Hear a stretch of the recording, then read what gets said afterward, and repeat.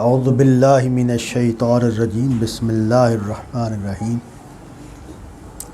وَكَأَيٍّ مِّنْ آیَةٍ فِي السَّمَاوَاتِ وَالْأَرْضِ يَمُرُّونَ عَلَيْهَا وَهُمْ عَنْهَا مُعْرِضُونَ وَمَا يُؤْمِنُ أَكْثَرُهُم بِاللَّهِ إِلَّا وَهُم مُّشْرِكُونَ أَفَأَمِنُوا أَن تَأْتِيَهُمْ غَاشِيَةٌ مِّنْ عَذَابِ اللَّهِ أَوْ تَأْتِيَهُمُ السَّاعَةُ بَغْتَةً وَهُمْ لَا يَشْعُرُونَ قُلْ هَٰذِهِ سَبِيلِي أَدْعُو إِلَى اللَّهِ عَلَىٰ بَصِيرَةٍ أَنَا وَمَنِ اتَّبَعَنِي وَسُبْحَانَ اللَّهِ وَمَا أَنَا مِنَ الْمُشْرِكِينَ وَمَا أَرْسَلْنَا مِن قَبْلِكَ إِلَّا رِجَالًا نُوحِي إِلَيْهِم مِّنْ أَهْلِ الْقُرَىٰ أَفَلَمْ يَسِيرُوا فِي الْأَرْضِ فَيَنظُرُوا كَيْفَ كَانَ عَاقِبَةُ الَّذِينَ مِن قَبْلِهِمْ وَلَدَارُ الْآخِرَةِ خَيْرٌ لِّلَّذِينَ اتَّقَوْا أَفَلَا تَعْقِلُونَ حَتَّىٰ إِذَا اسْتَيْأَسَ الرُّسُلُ وَظَنُّوا أَنَّهُمْ قَدْ كُذِبُوا جَاءَهُمْ نَصْرُنَا فَنُجِّيَ مَن نَّشَاءُ وَلَا يُرَدُّ بَأْسُنَا عَنِ الْقَوْمِ الْمُجْرِمِينَ لَقَدْ كَانَ فِي قَصَصِهِمْ عِبْرَةٌ لِّأُولِي الْأَلْبَابِ مَا كَانَ حَدِيثًا يُفْتَرَىٰ وَلَٰكِن تَصْدِيقَ الَّذِي بَيْنَ يَدَيْهِ وَتَفْصِيلَ كُلِّ شَيْءٍ وَهُدًى وَرَحْمَةً لِقَوْمٍ يُؤْمِنُونَ۔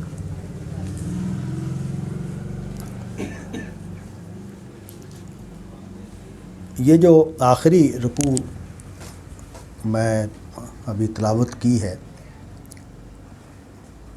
یہ سورہ یوسف کا جو واقعہ ہے، حضرت یوسف علیہ السلام کا واقعہ، اس سے بالکل الگ ہے، اور اس سے یہ معلوم ہوتا ہے کہ جو قرآن مجید کا اصل پیغام ہے یا اصل دعوت ہے، یا جس کشمکش میں قرآن مجید کی یہ سورہ نازل ہوئی ہے، اس حصے سے اس کے ساتھ یہ صورت متعلق ہو گئی ہے۔ یہ میں بیان کرتا رہتا ہوں کہ ہمارے ہاں جو نظم کا تصور ہے پیدا ہوا ہے، اس میں دو طریقوں سے کسی صورت کو دیکھا جا سکتا ہے یا دیکھا گیا ہے۔ اس سے تو کسی کو بھی انکار نہیں ہے، ہماری جتنی بھی تفسیری کتابیں ہیں، ان سب میں قرآن مجید کی آیات کے معنی کو طے کرنے میں سیاق و سباق کا حوالہ دیا جاتا ہے، اور اس بات سے کسی کو بھی انکار نہیں ہے کہ جس طرح جملہ لفظ کے معنی کو طے کرنے میں مدد دیتا ہے، اسی طرح اگلی اور پچھلی آیتیں بھی کسی آیت کے معنی کو طے کرنے میں مدد دیتی ہیں۔ تو ہمارے پاک و ہند میں یہ تصور پیدا ہوا کہ قرآن مجید کا یہ جو نظم ہے، یہ پوری سورہ کو ایک وحدت بناتا ہے۔ یہ تصور نیا ہے، یعنی قدیم جو ربط آیات کا تعلق ہے پہلو، وہ ہمیشہ سے مانا جاتا ہے کہ آیات ایک دوسرے کے ساتھ مربوط ہیں اور اس سے معنی طے کرنے میں مدد ملتی ہے۔ اسی طرح تصریف آیات اور مجمل اور مفصل وغیرہ کی بحثیں ہمارے ہاں قدیم سے موجود ہیں۔ تو یہ جو سوال ہے کہ یہ نظم پوری سورہ کو ایک وحدت میں ڈھال دیتا ہے، اس پر ہمارے ہاں مولانا فراہی نے اس تصور کو پیش کیا، اور پھر اس کے اوپر ایک مکمل تفسیر تدبر قرآن کی صورت میں لکھی گئی ہے۔ پھر غامدی صاحب میرے استاد جو ہیں، انہوں نے بھی البیان لکھی۔ ان کے پیرالل مولانا فراہی کے بعد ایک بڑے آدمی مولانا مودودی صاحب ہیں، وہ بھی نظم کے قائل ہیں، لیکن وہ اس کو ایک وحدت کے طور پر دیکھنے کی طرف راغب نہیں ہوئے، اس سے متاثر نہیں ہوئے، اس نقطہ نظر سے وہ متاثر نہیں ہوئے، اور وہ اس کو زیادہ صحیح سمجھتے ہیں۔ انہوں نے جس طرح اس کو بیان کیا ہے کہ سورہ جس زمانے میں نازل ہوئی ہے اس میں جو سوالات ہیں یا اس میں جو مباحث ہے یا اس کی جو ضروریات ہیں ان کو سامنے رکھ کر کلام کیا جاتا ہے۔ سورہ یوسف میں اس پر میں تفصیل سے بات کر چکا ہوں پچھلی نشستوں میں کہ حضرت محمد صلی اللہ علیہ وسلم اور آپ کے صحابہ رضوان اللہ علیہم یہ بہت مشکلات سے گزر رہے تھے، اور وہ مشکلات ہر طرح کی تھیں، جسمانی مشکلات بھی تھیں، مالی مشکلات بھی تھیں، نفسیاتی مشکلات بھی تھیں۔ جب مشکلات بہت زیادہ بڑھ جاتی ہیں تو ایمان متزلزل ہونے لگتا ہے، اس کے بارے میں شبہات پیدا ہونے شروع ہوتے ہیں۔ قرآن مجید میں یہ بات بیان ہوئی ہے، یہ جو ایمان اور یقین میں تزلزل پیدا ہوتا ہے، تذبذب پیدا ہوتا ہے، اس کو قرآن مجید نے بیان کیا ہے۔ لیکن اللہ تعالیٰ کا اصول ہی یہ ہے کہ وہ امتحان سے گزارے بغیر اور مشکلات سے گزارے بغیر اس بات کا فیصلہ نہیں کرتے کہ کون شخص کس درجے کا مومن ہے، کون شخص مومن ہے اور کون شخص مومن نہیں ہے۔ تو حضرت یوسف کا جو واقعہ سنایا گیا اس صورتحال میں جس میں لوگ مشکلات سے گزر رہے تھے اور مسائل سے گزر رہے تھے کہ دیکھو خدا کس طرح مصیبتوں سے خیر برآمد کرتا ہے، خدا کس طرح اپنے نیک بندوں کی مدد کرتا ہے۔ سورۃ یوسف میں ابھی ہم نے جو پچھلی نشستیں ہوئی ہیں اس میں بار بار دیکھا کہ ایک جملہ سورۃ یوسف میں آتا ہے کذالک نجزی المحسنین، ہم اسی طرح خوبکاروں کو جزا دیتے ہیں۔ تو دنیا میں جو نتائج نکلے ہیں حضرت یوسف کے حق میں اس کو بیان کیا اور یہ جملہ بولا کہ ہم اسی طرح جزا دیتے ہیں خوبکاروں کو۔ تو مسلمانوں کو تسلی دی کہ دیکھو یوسف کے اس زمانے کو تصور کرو جب وہ جیل میں تھا، یوسف کے اس زمانے کا تصور کرو جب وہ بے گناہ تھا اور کنویں میں ڈال دیا گیا تھا، اس زمانے کا تصور کرو جب وہ غلام بنا کر بیچا گیا تھا۔ تو یہ سب وہ زمانے ہیں کہ جس میں ایک آدمی مشکل میں ہے، اور ہر طرح کی مشکل ہے، یعنی بے گھر ہونا، بے سر و سامان ہونا، اور ایک آزاد اور معزز بچے کے بجائے غلام بن جانا۔ تو یہ سب مراحل اس سے گزرے ہیں، لیکن اللہ تعالیٰ نے کیونکہ وہ خوبکار تھا، کیونکہ وہ خدا کا پسندیدہ آدمی تھا، تو اللہ نے اس کو انہی مصیبتوں سے نکال کر سرفرازی کے اس مقام تک پہنچایا کہ اس کا خواب سچا ہو گیا۔ جو اس نے خواب دیکھا تھا کہ 11 ستارے اور چاند اور سورج اس کو سجدہ کر رہے ہیں، وہ اپنی شکل میں کیسے مکمل ہوا۔ اور مزے کی بات یہ ہے کہ قرآن مجید نے اس خواب کا ذکر آغاز میں کیا ہے، یعنی وہ واقعہ بھی آغاز میں ہوا ہے، لیکن ایک یوں سمجھے کہ رجوع کیا ہے کلام کو، کہانی کو بڑھاتے بڑھاتے جہاں سے آغاز ہوا تھا اسی کے ساتھ اس کو جوڑ دیا۔ تو یہ اس صورت کا پیغام تھا، اور یہ ہم سب کے لیے بڑا اہم پیغام ہے کہ دنیا کی زندگی جس کو تم جی رہے ہو اس میں جو بھی حالات پیش آتے ہیں اس کے پیچھے خدا کی تدبیر ہوتی ہے، خدا کی حکمت ہوتی ہے۔ مجھے کوئی بیماری آتی ہے، مجھے کوئی تکلیف آتی ہے، مجھے کوئی تنگی پیش آتی ہے، مجھے کوئی اچھائی ملتی ہے، مجھے کوئی نعمت ملتی ہے، تو یہ سب چیزیں میرے خدا کی طرف سفر کا سامان بن سکتی ہیں، شرط یہ ہے کہ میں اس کو خدا کی طرف سے آئی ہوئی چیز کے طور پر دیکھوں، اور یہ میرے لیے دنیا بن سکتی ہیں جب میں اس کو دنیا کے حوادث کے طور پر دیکھوں۔ تو قرآن مجید نے یہ درس دیا، یہ واقعہ سنا کر، یہ واقعات سنا کر، کہ چیزیں میری طرف سے ہوتی ہیں۔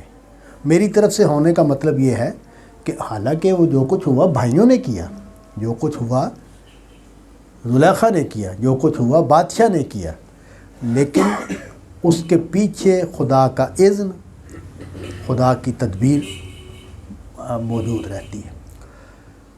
تو ابھی آج میں ایک جگہ پہ پڑھا رہا تھا، تو وہاں ایک خاتون بڑی عمر کی ہیں، ان کو ڈائبٹیز ہے، 40 سال سے شوگر کی مریض ہے۔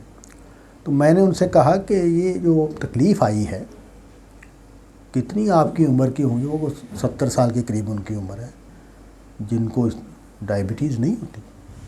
70 سال کی عمر تک، 90 سال، میری نانی اماں 90 سال کی عمر میں فوت ہوئی، ان کو ڈائبٹیز نہیں تھی۔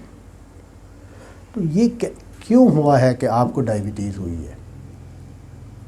اس کی قدرت میں ہے کہ وہ نہ ہونے دے، اس کی قدرت میں ہے کہ وہ ہونے دے، یعنی وہ کچھ چیزوں کو ہونے دیتا ہے اور کچھ چیزوں کو نہیں ہونے دیتا۔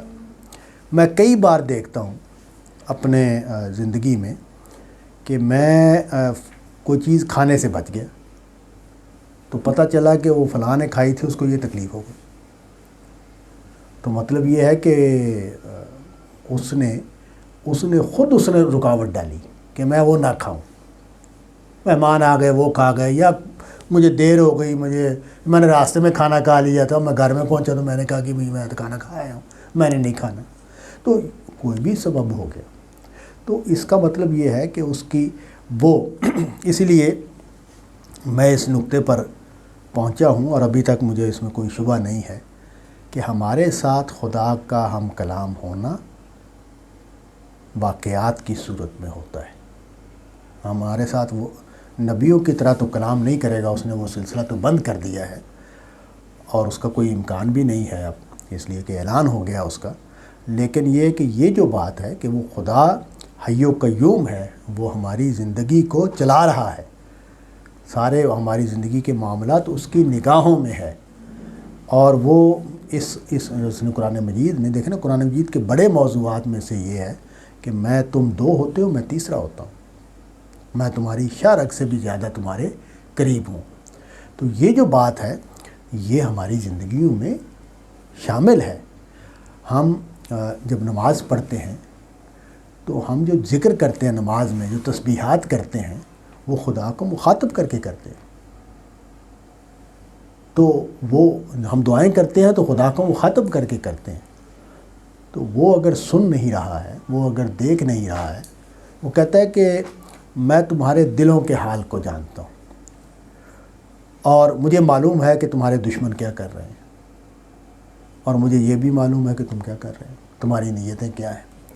تو یہ سب جو ہے، تو یہاں اس کو یہ تسلی کا پیغام بڑی تفصیل کے ساتھ دیا صحابہ کو بھی اور نبی صلی اللہ علیہ وسلم کو بھی، کہ جو کچھ تمہارے ساتھ ہو رہا ہے اس کو اس واقعے کی روشنی میں دیکھو کہ یہ خدا کی تدبیر ہے، اور خدا کی تدبیر کس طرح اس میں سے خیر کو برآمد کرے گی، کس طرح اس میں سے تمہارے لیے اچھے نتائج کو پیدا کرے گی، کس طرح اس میں سے تمہارے لیے دنیا میں سرفرازی کا اہتمام اور بندوبست کرے گی، تم آئندہ سالوں میں اس کو دیکھ لو۔ اب یہ بات سنانے کے بعد جو قوم ہے جس میں حضور کھڑے ہیں، ان سے جو متعلق بات ہے اس کی طرف رخ پھیر دیا، اور یہ آخری جو رکوع ہے سورہ کا، اس میں انہی کے حوالے سے بات ہو رہی ہے۔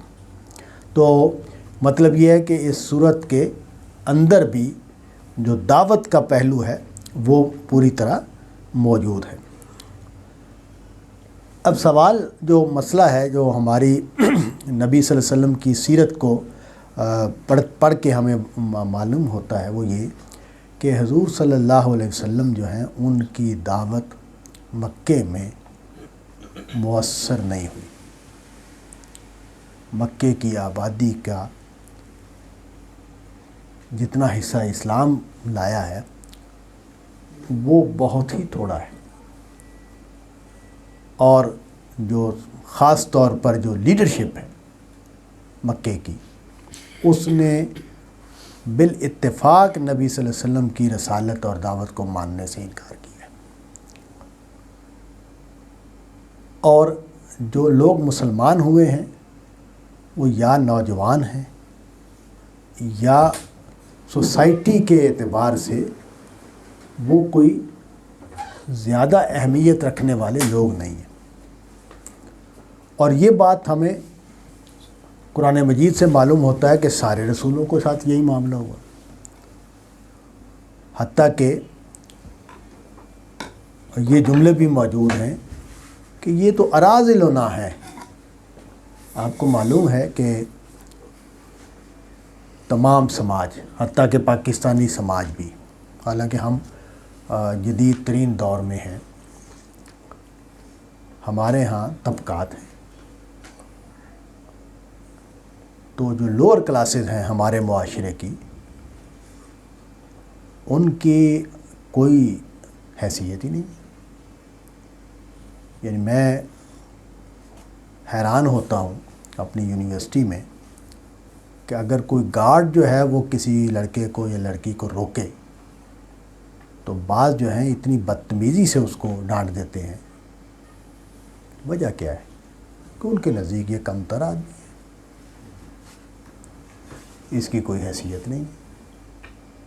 وہ انسان کے طور پر بھی اس کو نہیں دیکھتے، وہ صرف اس کو ملازم کے طور پر دیکھتے ہیں.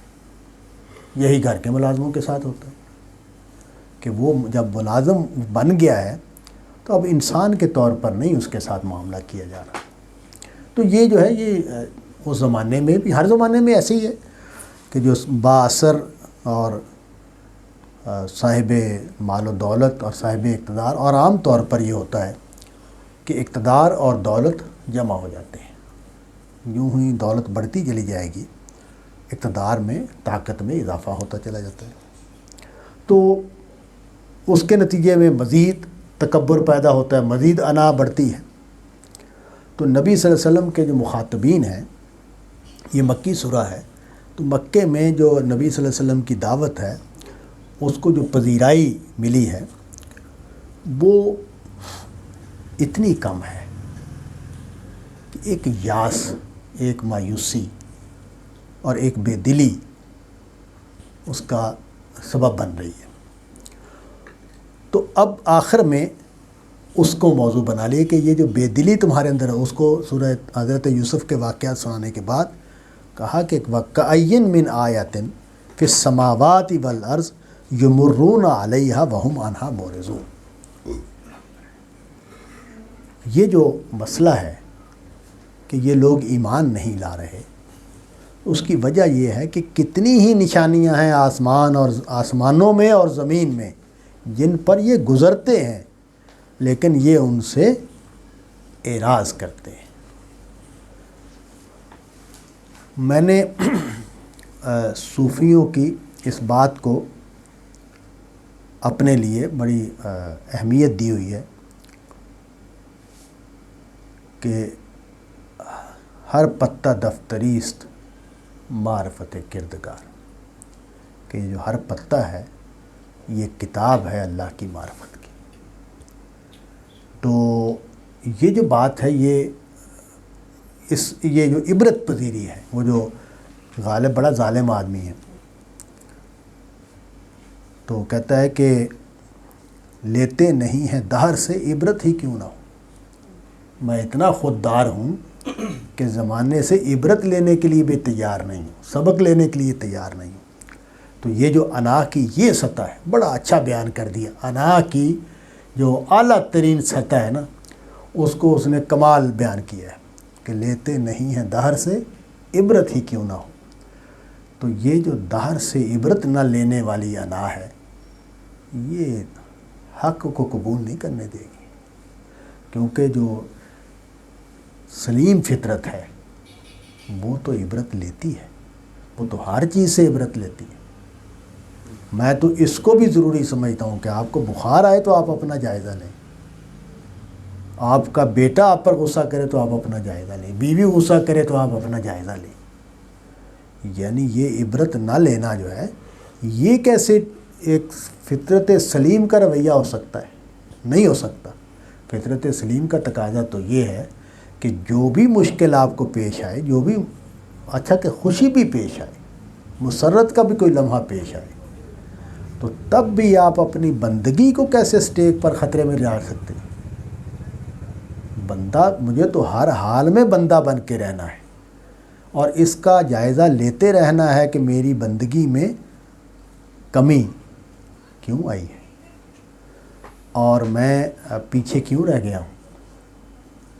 ٹھیک ہے، ہم سے کوتاہیاں ہوتی ہیں، تو کوتاہیوں کا جواب کیا ہے؟ استغفار۔ یعنی کوتاہیاں جو ہیں وہ اس لیے تھوڑی سوچی جاتی ہیں کہ کوتاہیوں پر میں یہ کہوں کہ میں تو بندہ ہوں، مجھ سے تو کوتاہیاں ہونی ہیں۔ نہیں، مجھے استغفار کرنا ہے، مجھے معافی مانگنی ہے، مجھے اللہ کے حضور اپنے آپ کو گناہ گار کے طور پر ظاہر ہوتے ہی سجدے میں گرنا چاہیے کہ یا اللہ مجھے معاف کر دیجیے، مجھ سے کوتاہی ہو گئی ہے، مجھ سے غلطی ہو گئی ہے۔ ان کا رویہ کیا ہے کہ کتنی ہی نشانیاں ہیں آسمانوں میں اور زمین میں۔ یہ قرآن مجید کا بار بار دہرایا جانے والا استدلال ہے کہ یہ کائنات اپنے وجود سے یہ بتا رہی ہے کہ اس کا ایک خالق ہے، اس میں جو نظام ہے، اس میں جو ترتیب ہے، اس میں جو سامان زیست ہے، اس میں جو خدا کی عنایتوں کی ترتیب ہے، یہ سب بتاتی ہے کہ یہ اتفاق سے ہونے والا نہیں ہے، اس کے پیچھے ایک قدرت اور ایک حکمت ہے جس کا ظہور ہوا ہے۔ لیکن ان کا اعراض کیا ہے؟ اب ان کے ساتھ جو کشمکش ہے وہ خدا کو منوانے کی نہیں ہے۔ ان کے ساتھ پرابلم یہ نہیں ہے کہ یہ خدا کو نہیں مانتے، ان کے ساتھ پرابلم یہ ہے کہ انہوں نے خدا کو مانتے ہوئے دوسرے معبود بنا رکھے۔ شرک کیا ہے؟ شرک اصل میں خدا کی خدائی میں کسی انسان کا کوئی حصہ ماننا یا کسی جن کا کوئی حصہ ماننا یا کسی جو اجرام فلکی ہیں ان میں سے کسی کو اس کا کوئی حصہ دینا۔ تو یہ جو تصور ہے اور یہ قدیم تہذیبوں میں ہمیں ہر جگہ پہ اس کی کوئی نہ کوئی شکل نظر آتی ہے۔ یہاں بر صغیر میں ہندو ہمارے پاس موجود ہیں، ہمارے ملک میں بھی ہیں، کہ ان کی جو یہ تصورات ہیں، الوہیت کے تصورات، وہ بتاتے ہیں کہ کس کس طرح سے شرک ہوتا ہے۔ تو ان سے ان پر بحث ہو رہی ہے تو یہ اس بحث کو سے گریز کر جاتے ہیں۔ کیوں گریز کر جاتے ہیں؟ قرآن مجید یہ کہہ رہا ہے کہ یہ پوری کائنات توحید کی بات پر کھڑی ہے۔ اس کائنات میں دو معبودوں یا تین معبودوں یا تین خداؤں کا، دو خداؤں کا کوئی تصور نہیں ہے۔ یہ کائنات جس طرح محکم ہے، جس طرح مربوط ہے، جس طرح اس میں ایک ہی حکم چل رہا ہے، جس طرح ایک ہی تخلیق کا یہ مظہر ہے۔ اور دلچسپ بات یہ ہے کہ شاید ہی مثال دی جا سکے کسی بھی تہذیب کی کہ جہاں تخلیق میں شرک کیا گیا ہو۔ عام طور پر جو شرک کیا جاتا ہے وہ نظام میں کیا جاتا ہے، جو نظام کائنات ہے اس میں شرک کیا جاتا ہے۔ تو قرآن مجید یہ کہتا ہے کہ یہ کائنات میں نشانیاں بکھری ہوئی ہیں اس بات کو بیان کرنے کے لیے کہ یہاں نظام میں بھی کوئی شریک نہیں ہے، لیکن یہ اس کو دیکھتے ہی نہیں ہیں۔ وَمَا يُؤْمِنُ أَكْثَرُهُمْ بِاللَّهِ إِلَّا وَهُمْ مُشْرِكُونَ، اور ان کی اکثریت اللہ پر ایمان نہیں لاتی مگر یہ شرک کرتے ہیں۔ یعنی ان کا اللہ پر ایمان شرک سے آلودہ ہے۔ یہ اور اس کو قرآن مجید کہتا ہے کہ یہ اللہ پر ایمان نہیں ہے. یعنی قرآن مجید نے اس بات کو جگہ جگہ پر واضح کیا ہے کہ اللہ کو ماننا توحید کے ساتھ ماننا ہے، شرک کے ساتھ ماننا اللہ کو ماننا نہیں ہے. مجھ سے کلاس میں جب توحید کا پڑھا رہا ہوتا ہوں سبق، تو عام طور پر یہ سوال کیا جاتا ہے کہ جی یہ جو صدقہ ہم کہتے ہیں رسول اللہ کے صدقے یہ کام کر دو، تو اس میں تو کوئی خرابی نہیں ہے نا. تو میں ان سے بچوں سے کہتا ہوں کہ دیکھو یہ جو لفظ ہے اس کا مطلب پر کبھی غور کیا ہے؟ جب تم مجھے کہو گے کہ سر اپنی اولاد کے صدقے مجھے معاف کر دیں، یا مجھے پاس کر دیں، یا مجھے میرا گریڈ بہتر کر دیں، تو میں اس بات سے ہو سکتا متاثر ہو جاؤں. اس کی وجہ یہ ہے کہ میں مخلوق ہونے کے باعث اولاد سے محرومی یا اولاد سے دوری یا اولاد کی تکلیف اس کو افورڈ نہیں کر سکتا. یعنی میں 65 سال کا آدمی ہوں، میری جو بیاہی ہوئی بیٹیاں ہیں ان کی کوئی بات مجھ تک پہنچے تو مجھے نیند نہیں آتی کہ میں ان کی کیسے مدد کروں، کیسے ان کا ساتھ دوں. تو میں تو اتنا کمزور ہوں. تو جب تم کہتے ہو اللہ تعالیٰ سے کہ محمد صلی اللہ علیہ وسلم کے صدقے ہمارا یہ کام کر دے، تو تمہارا خدا کے بارے میں یہ تصور ہے کہ وہ محمد صلی اللہ علیہ وسلم کا محتاج ہے، ان کے بغیر رہ نہیں سکتا. جس نے محمد کو پیدا کیا ہے، جس نے محمد صلی اللہ علیہ وسلم کو تخلیق کیا ہے، اس کو تو یہ بات نہیں کہی جا سکتی. کیا تمہارا یہ خیال ہے کہ اللہ تعالیٰ کی قدرت ختم ہو گئی ہے محمد صلی اللہ علیہ وسلم کو تخلیق کرنے کے بعد؟ کیا وہ اس جیسا عظیم آدمی دوبارہ نہیں پیدا کر سکتا؟ تو خدا کو جب ہم چھوٹا بنا دیتے ہیں، یہ جتنا بھی شرک ہے یہ خدا کو چھوٹا کرنے والا ہے. شرک کی کوئی بھی صورت ہو یہ خدا کو چھوٹا کرنے والی ہے. میں ابھی ایک وفات پر گیا ہوا تھا، تو وہاں انہوں نے مجھے کہا کہ جی تھوڑی سی بچوں نے کہا کہ جی وہ نصیحت کی بات کر دیں. تو میں نے کچھ بات کی تو بعد میں سوال آیا کہ جی وہ ہم نے دیکھا کہ باہر انڈے پڑے ہوئے ہیں اور کیل لگے ہوئے تھے اس میں کپڑے میں، وہ پڑا ہوا ہے، گوشت پڑا ہوا ہے، تو اس کا اثر تو نہیں ہوا ہمارے اوپر؟ ان کا بچہ بھی ایک مہینے کا فوت ہو گیا، تو اس کے بعد اس کے والد صاحب فوت ہو گئے. تو میں نے کہا جی بات یہ ہے کہ یہ ٹھیک ہے جادو لوگ کرتے ہیں، ٹونے ٹوٹکے کرتے ہیں. ہمیں قرآن مجید نے ایک بات کہی ہے سورۃ بقرہ میں، رسول اللہ کو باخبر کیا کہ تمہارے اوپر جادو کرنے کی کوششیں ہو رہی ہیں یہود کے حوالے سے. باقاعدہ الفاظ میں یہ بات بیان ہوئی ہے سورۃ بقرہ میں کہ یہ جو سلیمان کے زمانے میں جادو ٹونے تھے یہ وہی آزمائے جا رہے ہیں یہاں. اس کا حوالہ دیا، حضرت سلیمان کی بریت بیان کی کہ حضرت سلیمان کا اس سے کوئی تعلق نہیں، ملک سلیمان میں ہوتے تھے یہ باتیں اور ان کو یہاں. لیکن حضور کو اس سے بچنے کا طریقہ کیا بتایا؟ مجھ سے دعا کرو. کوئی یہ نہیں کہا کہ یہ وظیفہ کر لو، یہ چلا کر لو، یہ تعویذ بنا لو گلے میں ڈال لو، صحابہ کے گلے میں بھی تعویذ ڈال دو ایک ایک لکھ کے. اس طرح کی کوئی بات نہیں کی. تو مطلب یہ ہے کہ یہ جو کوئی بھی جادو کرے، کوئی تعویذ کرے، کوئی تدبیر کرے، کوئی مجھے قتل کرنا چاہتا ہے، وہ پرویز مشرف پر جو قاتلانہ حملہ ہوا ہے دیکھیں کتنا پلانڈ تھا. اس کا وقت نہیں تھا، وہ بچ گیا. یعنی اس سے زیادہ کامیاب اٹیک کسی حکمران پر میرے علم میں نہیں ہے کہ کیا گیا ہو، اور عین وقت پر غلطی ہوئی ان سے، سیکنڈز کے 1000ویں حصے میں غلطی ہوئی ہے۔ اس کا مطلب بچانے والا مارنے والا سے بڑا ہے، اس نے بچا لیا۔ اگر اس کا فیصلہ دوسرا ہوتا تو وہ حملہ 1 سیکنڈ کا فرق ہے نا، 2 سیکنڈ کا، 1.5 سیکنڈ کا، 1.5 سیکنڈ کا شاید کم، وہ بڑی رفتار سے جاتی ہیں۔ جو گاڑی کنوائے ہوتا ہے ان کا وزیر اعظم وغیرہ کا، اس کی بہت زیادہ رفتار ہوتی ہے، تو اسی رفتار کی وجہ سے وہ غلطی بھی ہوئی ہے۔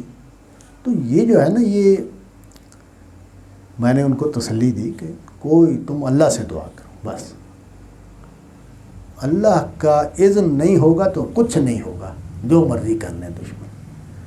تو اسی لیے ہمارا نقطہ نظر یہی ہے کہ حضور پر جو جادو کرنے ہونے کی روایتیں ہیں وہ نہیں مانی جا سکتی، اس لیے کہ قرآن مجید نے، اگر حضور بھول جاتے تھے، ان کو پتہ نہیں چلتا تھا میں نے نماز پڑھ لی ہے یا نہیں پڑھ لی ہے، تو پھر کیا ہے؟ اللہ کی حفاظت کیا ہے جو آپ کو حاصل ہے؟ تو اللہ بڑا ہے۔ یہ جو ہے شرک جتنا بھی ہے، وَهُمْ مشرکون، اس میں پرابلم ہی یہ ہے کہ شرک پیدا ہی اس سے ہوتا ہے کہ ہم خدا کو تھوڑا سا پیچھے کر دیں اور کسی ہستی کو آگے کر دیں۔ وہ بڑا مزے کا واقعہ ہے کہ ایک عورت آئی عبد القادر جیلانی کے پاس کہ میرا بیٹا جو ہے وہ فوت ہو گیا ہے۔ تو وہ میرا ایک ہی بیٹا تھا، بڑی دکھی تھی وہ۔ تو انہوں نے ہاتھ بڑھایا اور تھیلا چھین لیا ملک الموت سے، روحوں کا جو تھیلا تھا وہ تھے، اور سارے لوگ زندہ ہو گئے۔ تو اس میں ہوا کیا ہے؟ اس واقعے کو سنانے والوں نے یا بنانے والوں نے یہ نہیں سوچا کہ اللہ کے مقابلے میں ایک واقعہ کیسے ہو سکتا ہے۔ یعنی اللہ کا فیصلہ یہ تھا کہ بندے مار دینے ہیں، اور ایک بندے کا فیصلہ یہ تھا کہ میں نے بندوں کو زندہ کرنا ہے، اور اس نے تھیلا چھین کے اللہ کے فیصلے کو تبدیل کر دی۔ تو یہ مطلب یہ ہے کہ یہ اس طرح کی جو باتیں ہیں، یہ شرک جہاں بھی پیدا ہوتا ہے اس میں خدا کا مقام، اس کو زخم پہنچائے بغیر، نعوذ باللہ من ذالک، شرک نہیں کیا جا سکتا۔ افامنوا تاتیہم غاشیۃ من عذاب اللہ او تاتیہم الساعۃ بغتۃ وہم لا یشعرون۔ کیا یہ اس بات سے اپنے آپ کو محفوظ سمجھتے ہیں کہ اللہ کا عذاب انہیں آ گھیرے یا قیامت برپا ہو جائے اچانک اور ان کو پتہ بھی نہ چلے؟ یہ بات بڑی واضح ہے کہ آج جتنے بھی انکار کے سوالات یا پہلو پیدا ہوتے ہیں وہ قیامت آنے کے بعد سب ختم ہو جائیں گے۔ وہ غامدی صاحب نے بڑا اچھا، میں سنتا ہوا آ رہا تھا، مسیح علیہ السلام کے دوبارہ آنے کے حوالے سے جو انہوں نے گفتگو کی ہے، وہ اب کہہ رہے ہیں کہ بھی میرا دل مطمئن نہیں ہے ان روایات پر۔ تو انہوں نے کئی بار یہ جملہ دہرایا اس گفتگو میں 1.5-2 گھنٹے کی، کہ بھی اگر حضرت مسیح علیہ السلام آ جائیں تو یہ ساری بحث ختم ہو جائے گی۔ اگر کوئی واقعہ بن جائے گا تو پھر بحث کہاں رہے گی؟ ابھی تو بحث ہو رہی ہے روایات میں بیان ہونے کی وجہ سے، جب واقعہ بن جائے گا تو پھر کیا بحث ہے؟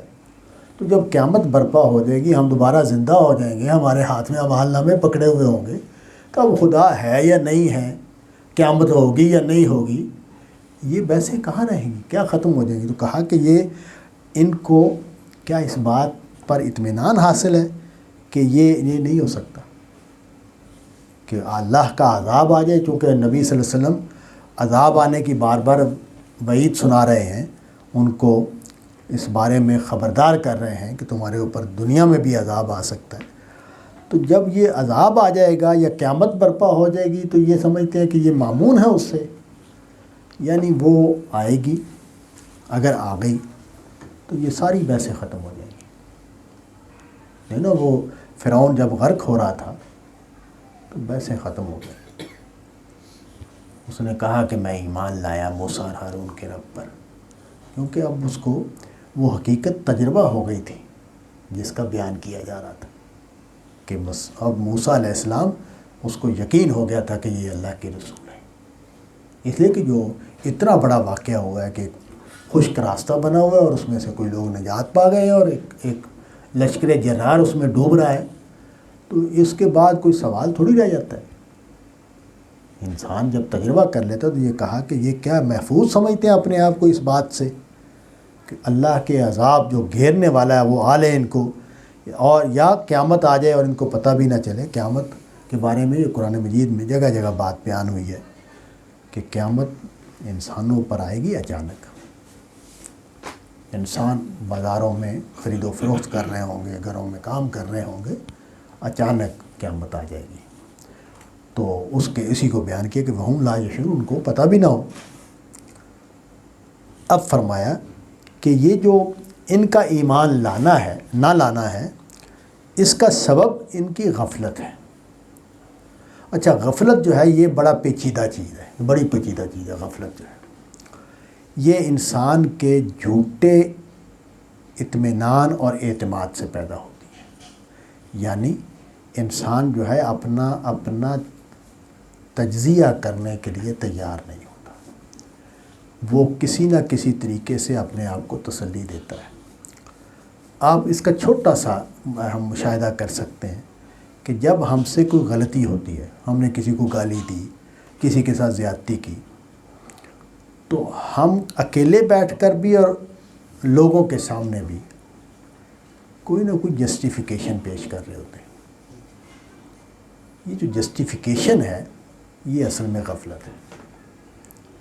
آپ اگر سادہ طریقے سے اپنی غلطی کا اعتراف کریں کہ نہیں بھی مجھ سے غلطی ہوئی ہے، اگرچہ اس کے اسباب ہوتے ہیں، جب بھی کوئی غلطی ہوتی ہے تو اس کے کوئی نہ کوئی اسباب ہوتے ہیں، نفسیاتی بھی ہوتے ہیں، سماجی بھی ہوتے ہیں، لیکن مجھے کیا کرنا ہے، مجھے اعتراف کرنا ہے۔ یہ ہم تو عام طور پر اس نے مجھے گالی دی تھی اس لیے میں نے گالی دی، بھئی اس نے مجھے گالی دی تھی تو وہ غلط ہے، اس سے تمہیں گالی دینے کا جواز کیسے حاصل ہو گیا؟ یہ تو تم کہو کہ ہاں میں نے غلطی کی، مجھے گالی کا جواب گالی سے نہیں دینا چاہیے تھا۔ ہاں یہ ٹھیک ہے کہ اللہ تعالیٰ بھی معاف کر دے، یہ ٹھیک ہے دنیا بھی سزا نہ دے، یہ دونوں ہو سکتے ہیں۔ ماحول بھی مان لے کہ ٹھیک ہے یار اس نے گالی دی تھی، بندہ جذباتی ہو گیا، اس نے جواب میں گالی دے دی، لیکن یہ ساری جسٹیفیکیشن مجھے خود اپنے آپ کو مطمئن کرنے کے لیے نہیں دینی چاہیے۔ اس لیے کہ جب میں اپنے آپ کو مطمئن کرتا ہوں تو اصل میں اپنی غلطی کا جواز اپنے آپ کو دے کے شیطان کو موقع دیتا ہوں۔ تو یہ جو فرمایا کہ ان کا یہ جو غفلت ہے یہ وجہ ہے اس کی، اور غفلت کو بیان کر دیا کہ غفلت کیا ہے، کہ جو بھی نشانیاں سامنے آتی ہیں یہ ان سے اعراض کرتے ہیں، یہ ان سے گریز کر جاتے ہیں، یہ اپنا جائزہ لینے کے لیے، اپنی غلطی کو سمجھنے کے لیے تیار نہیں ہوتے۔ اب فرمایا کہ ان سے کہہ دو کہ میرا طریقہ یہی ہے۔ وہ کیا ہے؟ ادعو الی اللہ، میں اللہ کی طرف تمہیں بلا رہا ہوں، اللہ کے راستے پر بلا رہا ہوں۔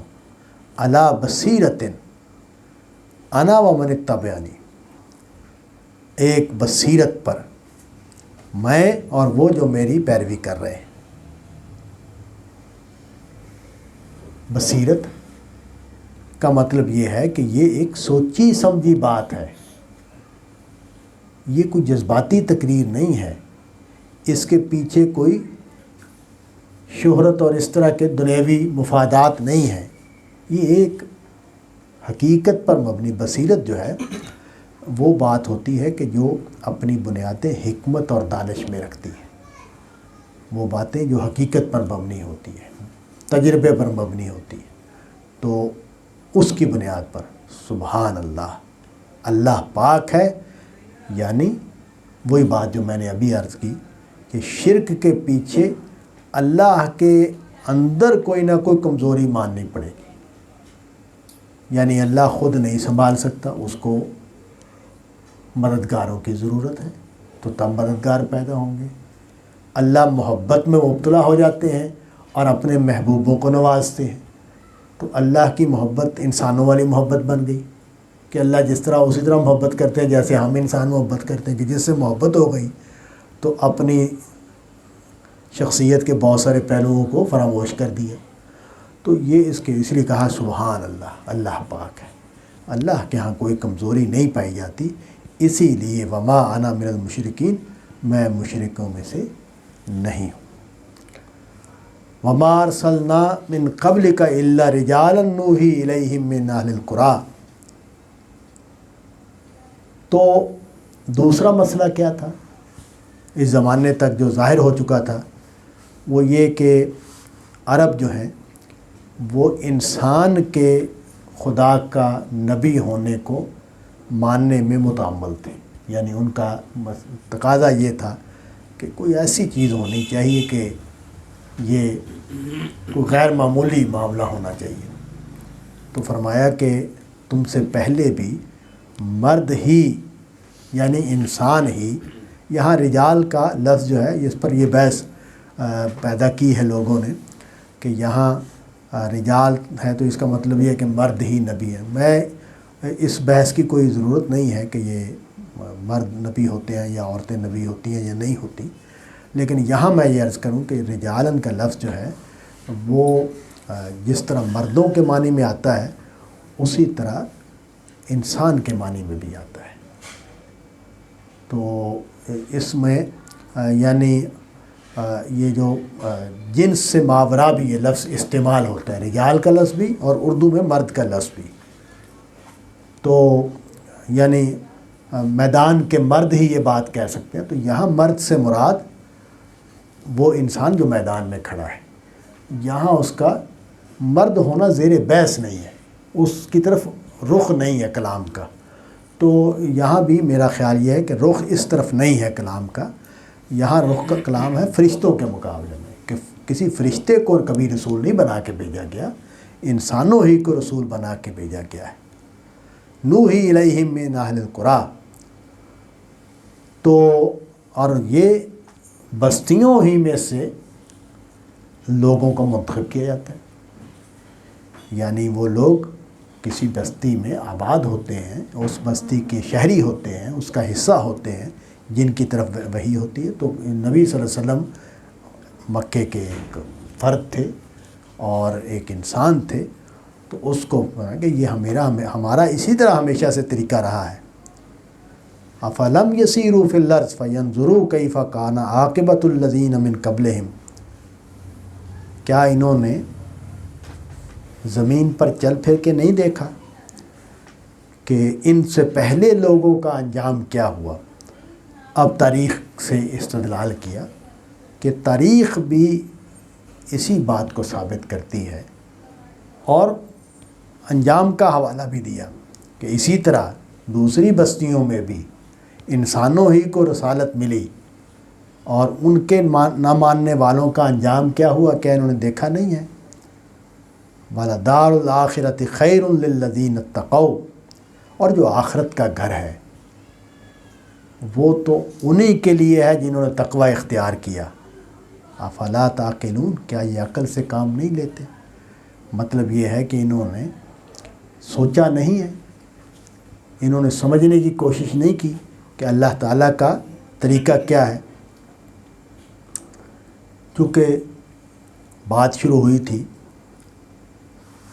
پیغمبر اور آپ کے ساتھیوں کے ہاں جو مشکلات کے نتیجے میں احساسات پیدا ہو رہے تھے، اب اس کی طرف یعنی دو سمجھیں کہ خاتمے پر یہ کیا ہے کہ ایک تو جو منکرین ہیں وہ کیوں ایسا کر رہے ہیں، اور منکرین کو خبردار بھی کیا ہے کہ تم دیکھتے نہیں ہو یعنی ان کی غفلت کو توڑنے کی کوشش کی گئی ہے۔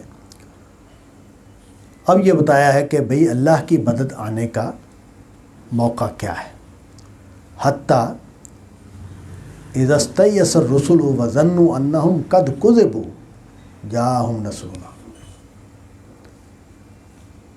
یہاں تک کہ کشمکش بڑھ جاتی ہے، تکلیفیں بڑھ جاتی ہیں، عذاب نہیں آ رہا ہوتا، خدا کا فیصلہ نہیں آ رہا ہوتا، اور پیغمبروں کے ہاں ایک مایوسی پیدا ہو جاتی ہے، اور یہاں تک کہ وہ یہ خیال کرنے لگ جاتے ہیں کہ یہ جو ہمیں بات بتائی گئی تھی یہ تو ٹھیک نہیں ہے، یہ جو ہمیں کہا جا رہا تھا، بار بار وہی آ رہی تھی کہ یہ عذاب آئے گا، فیصلہ نافذ ہوگا، قد کذبوا، ہم سے تو غلط کہا گیا، جاءہم نصرنا، پھر ہماری مدد آ جاتی ہے۔ یعنی اس سے یہ پتہ چلتا ہے کہ بعض اوقات خدا کی مدد، ویسے ہم انسان جو ہیں وہ تو اگر اس طرح کی صورتحال ہو تو ہم تو شاید کافر ہی ہو جائیں، کہ ہم شاید نہ سہ سکیں اگر اس حد تک کہ بالکل یاس پیدا ہو جائے، نا امیدی پیدا ہو جائے، اور یہ خیال آنے لگے کہ یار پتہ نہیں جو مجھے بات بتائی جا رہی تھی وہ ٹھیک بھی تھی یا نہیں ٹھیک تھی۔ لیکن نا یہاں تو اللہ تعالیٰ، میں ہمیشہ یہی دعا کرتا ہوں کہ یا اللہ ایسی کوئی آزمائش نہ آئے کہ ہم ایمان ہی سے محروم ہو جائیں، تو پھر ہماری مدد آ جاتی ہے، پھر جس کو ہم چاہتے ہیں اس کو بچا لیتے ہیں۔ لیکن یہ بات واضح رہے کہ ہماری سختی جو ہے، ہماری جو گرفت ہے، اس سے مجرم نہیں بچ پاتے۔ یعنی جب فیصلہ آتا ہے تو پھر ایک ایک مجرم کو قرآن مجید نے دوسری جگہوں پر یہاں بیان کیا ہے، پتھروں پر نشان لگے ہوتے ہیں، اس پتھر سے فلاں کو مرنا ہے، اس پتھر سے فلاں کو مرنا ہے، اس تعین کے ساتھ پھر عذاب آتا ہے۔ تو اس کو واضح کر دیا، وہ چونکہ پہلے کہا نا نجی من نشاء، پھر بچ جاتا ہے وہ جس کو ہم چاہتے ہیں، تو اس سے امکان پیدا ہو گیا نا کہ بھئی مجرموں میں سے ہو سکتا ہے کوئی بچ جائے۔ کہا کہ ولا یرد باسنا عن القوم المجرمین، جو مجرم ہیں ان سے ہماری سختی جو ہے اس کو نہیں لٹایا جا سکتا۔ لقد کان فی قصصہم عبرۃ لأولی الالباب، یہ جو پچھلی قومیں ہیں ان کے واقعات میں عقل والوں کے لیے عبرت ہے۔ ما کان حدیثا یفترا، یہ کوئی گھڑی ہوئی بات نہیں ہے، یعنی قرآن مجید، ولیکن تصدیق الذی بین یدیہ، بلکہ اس میں تصدیق ہے ان باتوں کی جو ان کے سامنے ہیں، وتفصیل کل شیء۔ اچھا، یہ جو تصدیق ہے ان چیزوں کی جو ان کے سامنے ہیں، اس سے مراد ہے وہ پیشین گوئیاں جو نبی صلی اللہ علیہ وسلم کے حوالے سے کتابوں میں موجود تھی، اور قرآن مجید نے جس طرح ان کو کوٹ کیا ہے اس سے معلوم ہوتا ہے کہ وہ اتنی واضح تھیں، اتنی مفصل تھیں کہ کوئی شبہ باقی نہ رہے۔ یہاں تک کہ قرآن مجید نے تو انجیل کا حوالہ دیا، اس میں تو بتا دیا کہ نام بھی احمد تھا لکھا ہوا، کہ احمد نام کے، اور عربوں کے پاس جو تورات اور انجیلیں تھیں وہ بدقسمتی ہے کہ وہ دنیا کے پاس نہیں ہے، یعنی وہ چونکہ وہ لوگ مسلمان ہو گئے تو وہ کتابیں اس زمانے کی جس کاغذ پر ہوتی تھی وہ کاغذ کی اتنی عمر نہیں ہوتی تھی، وہ ختم ہو گئی وقت کے ساتھ ساتھ۔ لیکن قرآن مجید کے جو حوالے ہیں اس سے بالکل واضح ہے کہ ان کی جو پیشین گوئیاں ہیں وہ اتنی واضح تھی کہ کوئی سوال، تو اس لیے کہا کہ یہ کوئی گھڑی ہوئی بات نہیں ہے، بلکہ یہ مصداق ہے ان پیشین گوئیوں کا جو ان کے پاس موجود ہیں۔ بتفصیل کل شیء، اس میں ہر چیز کا مفصل بیان ہے۔ اچھا، یہ جو جملہ ہے نا تفصیل کل شیء، اس سے جو غلط فہمی ہوئی ہے لوگوں کو وہ یہ کہ قرآن مجید میں ہر چیز کا ذکر ہے، ہر چیز کا نہیں، دین کا ہر مبحث اس میں ہے۔ تو باقی دنیا میں انجینئرنگ ہے اور سائنس ہے اور وہ ساری چیزیں ہیں، ان کا قرآن سے کوئی تعلق ہو تو یہ اتفاق ہے، یعنی قرآن مجید کہیں یہ استدلال کرتے ہوئے یا مثال دیتے ہوئے کوئی چیز بیان کر دے تو وہ بیان کر دے گا، وہ اس کا موضوع نہیں ہے۔ تو اس لیے تفصیل کل شے سے تعلق دین سے ہے۔